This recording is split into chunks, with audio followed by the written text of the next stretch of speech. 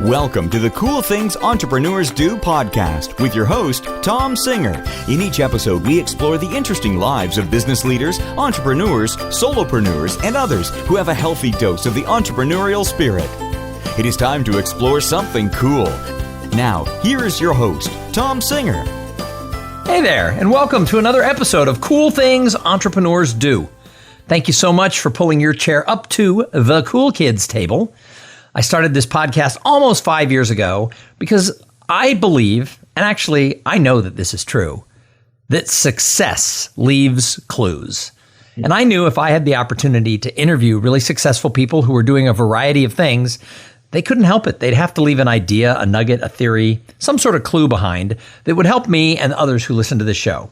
And now, as we are approaching episode number 500, I have found that has been exactly why this show has been successful, because success does leave clues. And today, we're going to talk to one of the most successful people in the world of business marketing. Many of you have probably heard of the book, Duct Tape Marketing. It came out about 12 years ago, and I was just addicted. I read the book like twice, and I kind of like what it stood for, because it really stood for sort of, how do you piece things together? How do you get it done? I mean, we all know that we use duct tape for everything. How do you do your marketing sort of in a scrappy sort of way? So what I would like to do before we jump in and interview John, the author of that book, I would like to thank one of the sponsors of this episode. So we all know that human behavior, it's a complicated thing, especially when it comes to working and living together. Understanding why and how people behave, especially when they're in groups, that is what my friends, Dr. Josh Packard and Megan Bissell, it's what they do for a living. And their podcast, The Bias Disruption, answers questions like, what is the ideal team size? How do company cultures change? And where does innovation even come from? So if you've ever wondered about any of these things, or you have to make changes in your business and you want them to last, you need to check out their podcast, The Bias Disruption. Megan and Josh use social science, real-world experiences, and humor to share insights. Plus, they play a lot of nerdy games. So let's jump into today's show. Today we have John Jantsch. And as I said, he is the author of Duct Tape Marketing, and he does so many things. I don't even want to read the whole bio. I'm just going to let him tell us about himself. Hey, John, welcome to Cool Things Entrepreneurs Do. Thanks for having me, Tom. I'm glad you didn't torture people with that bio, because there's a lot. I start somewhere in second grade, I think, listing my accomplishments. So, well, I used to work in a law firm, and I was the director of marketing. And oftentimes, the lawyers would be very proud that they got their CVs, their resumes, up to like 13 pages. And I'm like, oh yeah, that's something to be proud of. So, John, why don't you give us a little bit about your background? Sure. Well, I've actually started my own business coming up on 30 years ago. Right out of college, went to work for an ad agency. And after a couple of years, I decided, I really want to do my own thing. And so I just did it without a plan, or other than I knew I could hustle and sell. And so I just found my way and figured things out. And here I am 25, 30 years later, still doing and loving the same thing. So what does your business look like today? Well, so it's a rather complex animal today, only in that I've really taken the brand itself, Duct Tape Marketing. You mentioned kindly my book that was written 12 years ago, and that the name Duct Tape Marketing just really appealed to so many people that I said it actually, the history of it is it actually was I decided that I wanted to work with small business owners. I was doing marketing consulting in my community, but found that it was really difficult to, they had the same problems and challenges, none of the same budget. So I said, I got to figure this out. So I'm going to turn marketing into a product. And I'm going to go in and say, here's what I'm going to do. Here's what you're going to do. Here's what it's going to cost. Do you want it or not? And I figured if I was going to productize that service, I needed to give it a name. So I actually call my service Duct Tape Marketing. The name of my company was Jantsch Communication. Oh, that was clever. Yeah. Where did you ever come up with Jantsch? That was. And so, I just everybody would say, oh, I love that name. I love that name. So I said, I'm just going to name my company that. I'm going to name my book that, my podcast that, and everything that. And so it really kind of grew into, we still do some consulting with small business owners, but quite frankly, a great deal of that work is kind of, I almost call it my laboratory, because we take the work that we do there, and I do a lot of writing, and it ends up in my speaking and things of that nature. But then we also have a network of independent marketing consultants and agencies around the world that license our brand and kind of come together as a collaborative membership almost to work on all things small business marketing. So it's interesting because I know a couple of people who are part of sort of that duct tape marketing world, the people who are your consultants. And there's a lot of people out there. I mean, I'm a professional speaker. Most of my friends now over the past 12 years have, developed out of that world. There's a lot of people who have licensed their stuff, and a lot of the people sort of roll their eyes. But I will tell you, the duct tape marketing people, they're like, oh my God. And I don't want to say it's like a cult, because not in a bad way, but it's a family. You've created a group of people who really care about each other, want to see the whole thing grow, and then really are behind sort of, believing exactly what you've taught. Well, I think the root of it comes down to, my passion, people, speaking of rolling their eyes, I mean, I truly love small business owners. I love helping them. That's what really drives me, seeing them get their lives back, because they can figure out some of this marketing stuff. And I think that just comes off naturally. I mean, people are either repelled by that idea or attracted by that idea. And so there's no question that we attract very caring people. I will say that, people talk about licensing my material, and certainly there's an element of that, but it's also an amazing collaboration group. I mean, we have conferences and we have new people come in and they're like, I've never been in a place where everybody's just like freely shares everything they're doing. And so there are other organizations that have 2,000 and 3,000, members in them. We're at about 150, frankly, and a lot of that has to do with, sticking to what we believe and not doing the whole, how can we tell people they're going to get rich overnight and sell a bunch of, stuff to them. And it's funny, that world that I'm playing in of kind of licensing and training consultants, has gotten really crowded. There are a heck of a lot of people out there now, selling the find a niche and run Facebook ads, training. and that's not at all about. I mean, we're very true to what I call the real small business, the plumber and the lawyer and your community, and doing kind of the whole strategy before tactics, and kind of the whole integrated approach. Well, I commend you, because I've never run across anybody who says, yeah, the only person to make any money off my arrangement was John. Where some of the other people I've heard that said about. So I tip my hat that you're running a good organization in that family feel that they have. I didn't realize it was still so small. I thought for sure there were more people than that, but your reputation is stellar in what you're doing with that. So what else? Where does the majority of your time go? I wouldn't say there's any one thing. I mean, if I really had to say it, it's creating process and creating, IP and writing and speaking. But, it's kind of all over the map. I mean, there is no typical day for me. I mean, I have my own podcast as well, when we do 2 and sometimes 3 shows a week. And, you mentioned my first book, but my 6th book is coming out in October. So I spend, a fair amount of time typing away at the keyboard as well. So let's talk about your 6th book. I knew there were several. I didn't realize that there were 5. I've missed a couple. I'll have to go to Amazon when we hang up and start my John Jantz reading project to get caught up before number 6 comes out. But let's jump forward. Let's talk about book number 6. What is it? What's it about? So it comes out in October of 2019, depending upon when folks are consuming this show. But I decided I wanted to write a very different book. I already mentioned that I've had my own business for 30 years. I am very, I love literature. I do a lot of reading that is non-business, non-marketing type of reading. So I wanted to kind of marry those two passions. And so there is a vein of literature, American literature from the mid-19th century that I think is just awesome entrepreneurial work. And so that's Ralph Waldo Emerson, that's Thoreau, but then, everything we had to read in high school, Melville, Poe, Nathaniel Hawthorne, Louisa May Alcott, all of those novels that we were asked to read came from a very narrow band, about 40-year period in history. And it was kind of the first counterculture era in America. I mean, we were still trying to find our own identity, only 100 years from the Revolutionary War. We were, abolition, the women's rights movement had just started. I mean, we were on the doorstep of the Civil War. I mean, it was a very crazy time, and I think that a lot of the writing in there was very all of a sudden was about depend on yourself, rely on yourself, trust yourself. All the protagonists were very much that. So what I've done is I've taken about 50 or 60 works. It's probably more than that from that era, and I've written a book that is a daily book. So every day you get January 1st, you get a reading, January 2nd, January 3rd. So you have a page for every day of the year.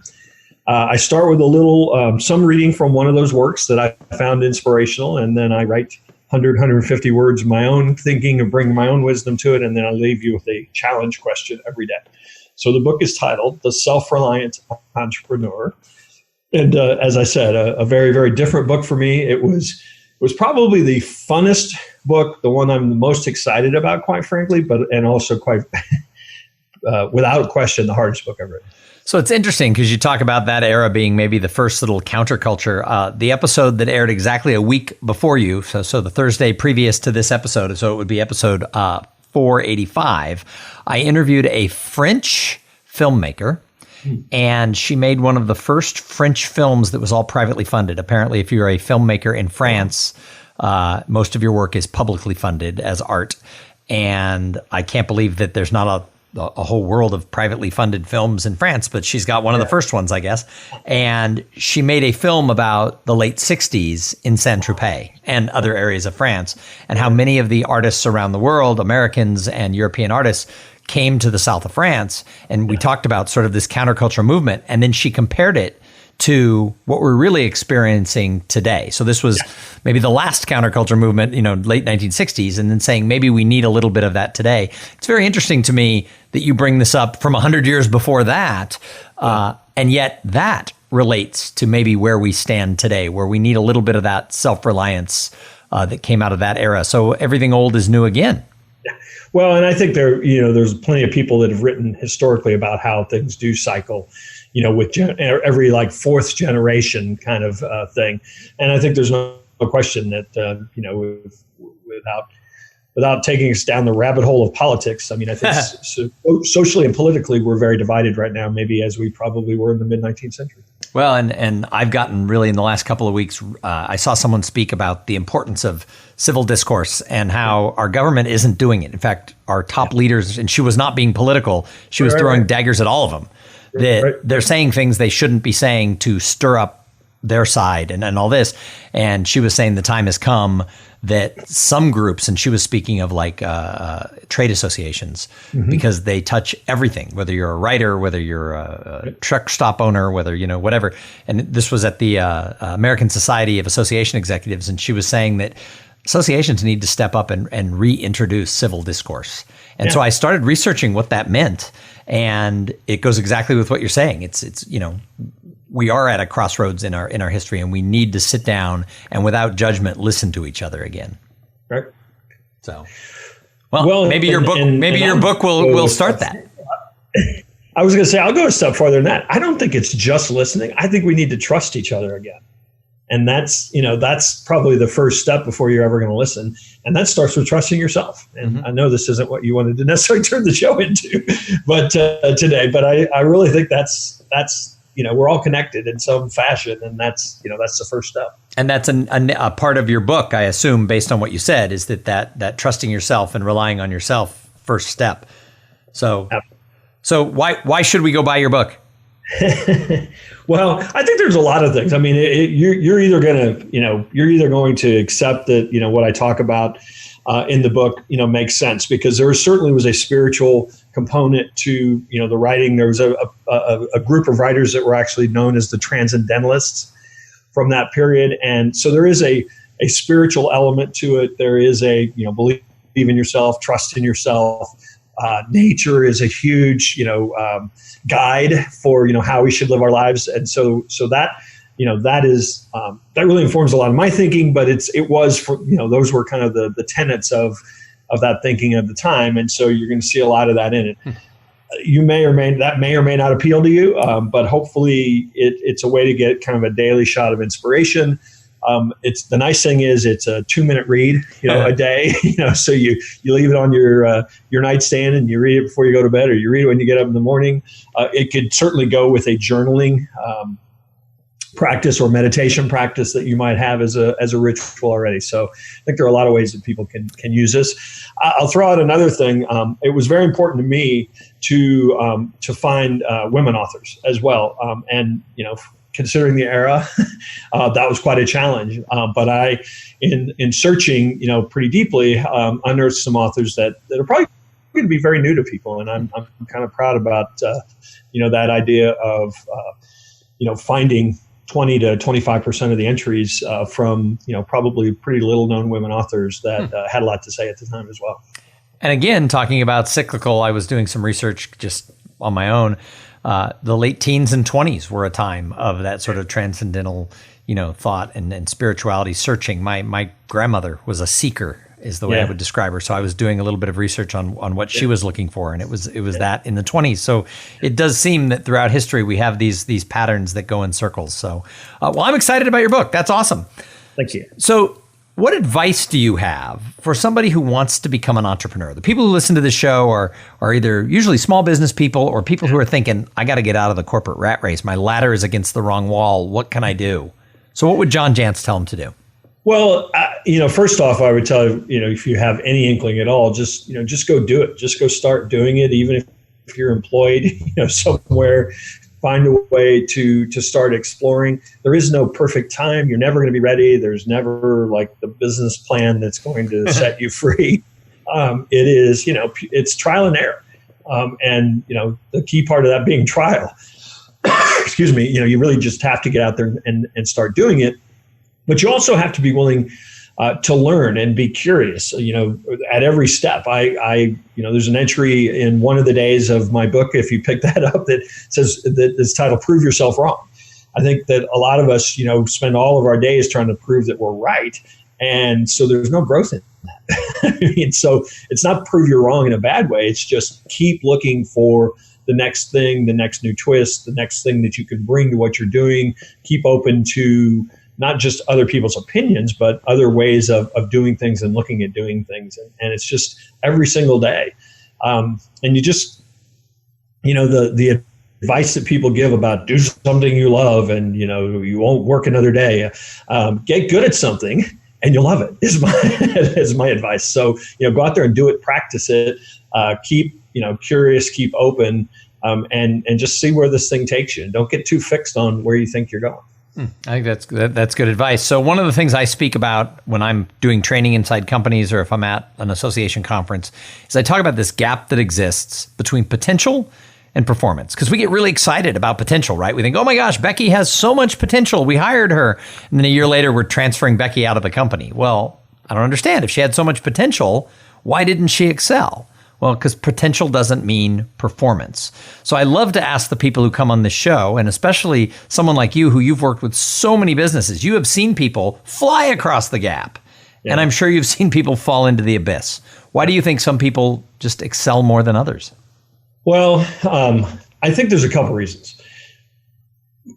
And I guess it all comes down to mindset. But, a couple ways that mindset really, I think, shows itself. The folks that I've worked with have an abundance mentality. It's, I go out there and I help other people get what they want and I help my industry be better, then, I'm going to win. And I think that's, that mentality is something that you have to bring to it.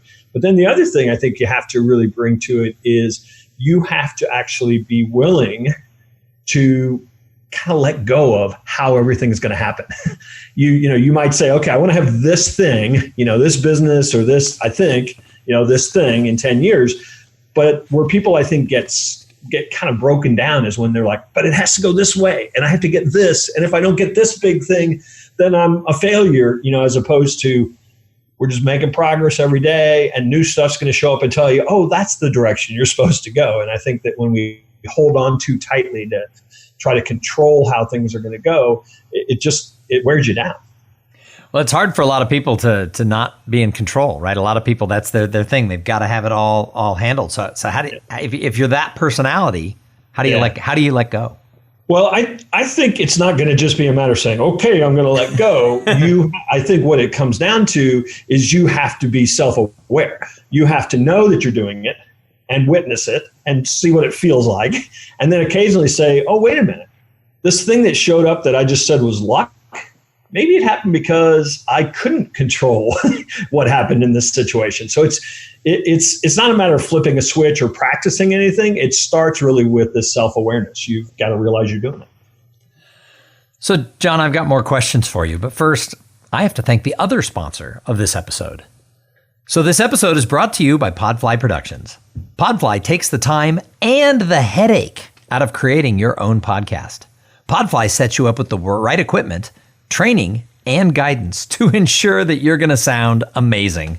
Podfly does all the heavy lifting and the technical work so that you can focus on creating great content, growing your audience, and interviewing really cool people like John Jantsch. Hey, if you want to start a podcast, and I know some of you do, jump over to podfly.net/coolthings and check out the offer that they have for the listeners of this show. So, John, I called this show Cool Things Entrepreneurs Do. What is the coolest thing in the world for John Jantsch right now?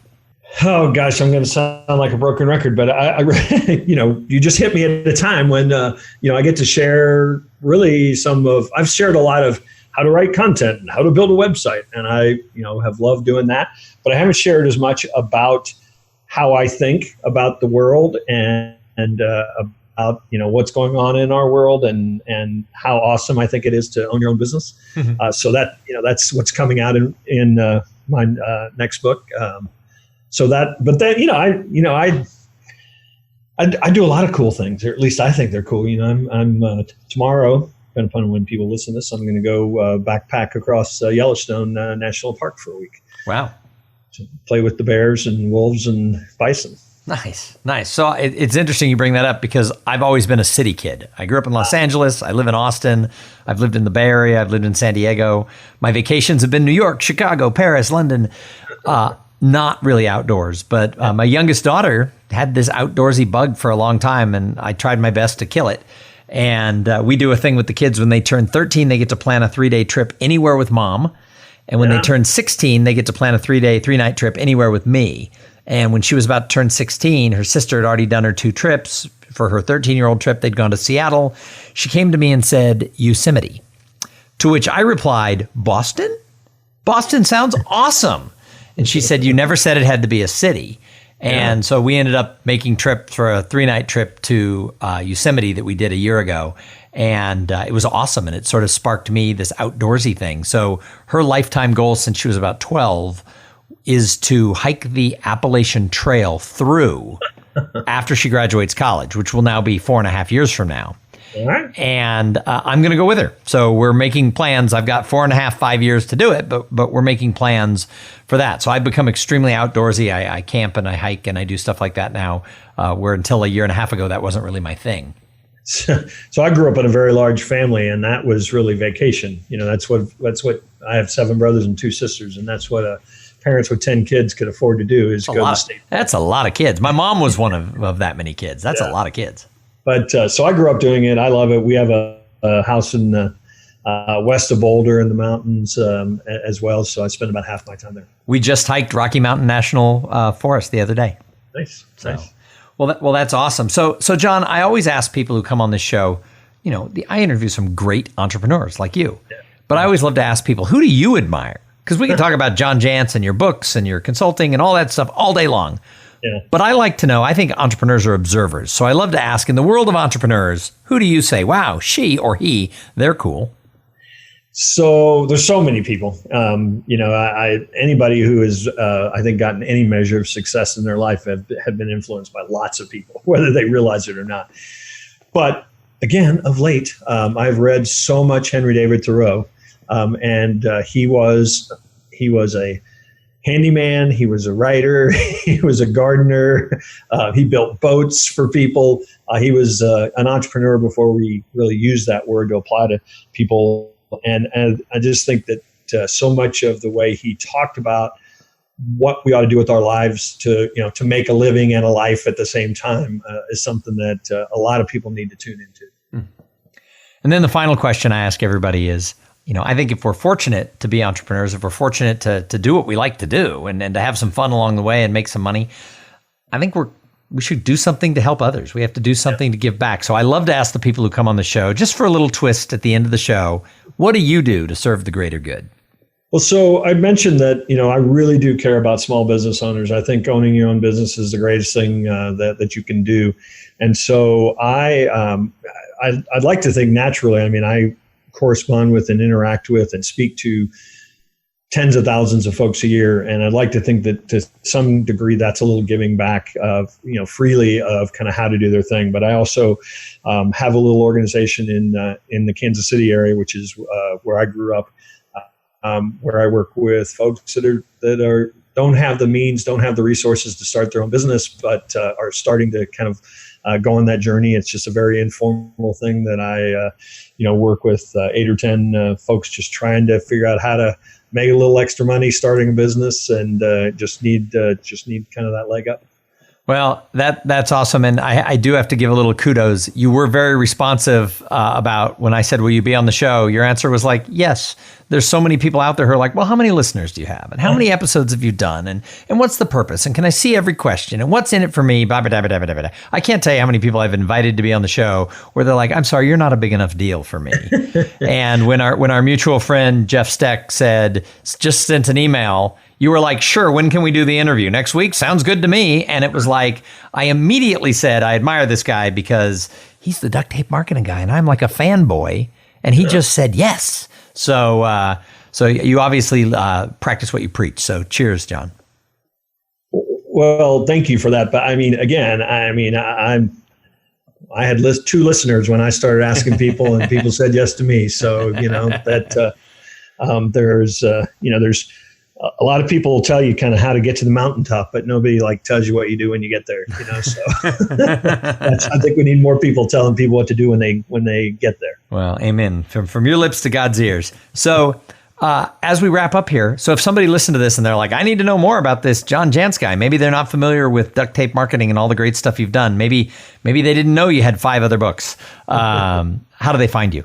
Sure. It's just Duct Tape Marketing, DUCTTAPE marketing.com. That, if you search my name or Duct Tape Marketing, you'll find, things that I've done littered all over the internet, but ducttapemarketing.com is really the home base. Awesome. Well, thank you again so much for being a guest here on Cool Things Entrepreneurs Do.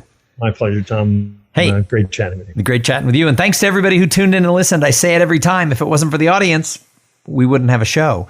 So thank you for being part of this little journey we're on called Cool Things Entrepreneurs Do. If you like the show, you can always go review it on iTunes or wherever you get your podcasts from. But more important, tell somebody. Almost everyone I talk to, when I say, how'd you find it? They say, I listened to your podcast. How'd you find it? Almost everyone says, one of my friends told me about it, or my boss made me listen to a certain episode and I just subscribed. So I really appreciate it. If you like the show, go tell somebody. We're going to be back in a couple of days with an interview with somebody just as cool as John Jantsch. I know you're thinking, what? How will you ever find somebody that cool? But we always do. In the meantime, go out there, try something new. And while you're at it, have a great day. Thank you for being part of the Cool Things Entrepreneurs Do podcast. Without your participation and listening to these conversations, there is no show. Connect with Tom at tomsinger.com and follow him on Twitter at TomSinger.